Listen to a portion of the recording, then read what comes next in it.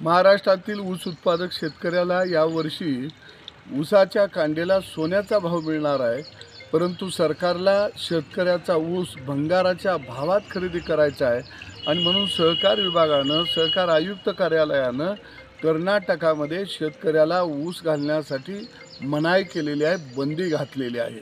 खरं बघितलं तर शेतकऱ्यावरती हा मोठा अन्याय आहे।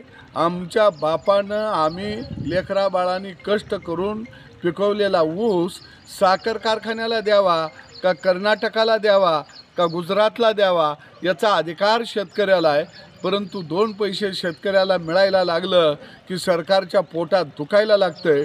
या राज्याच्या मुख्यमंत्री आणि उपमुख्यमंत्र्यांना आदरणीय देवेंद्रजींना मी आवाहन करतो की राष्ट्रवादीची ही वळू बैल शेतकऱ्याच्या शेतावरती या वळू बैलांना सोडू नका, नाहीतर महाराष्ट्रातला ऊस उत्पादक शेतकरी या राष्ट्रवादीच्या वळू बैलांना ठिचून काढल्याशिवाय आम्ही राहणार नाही।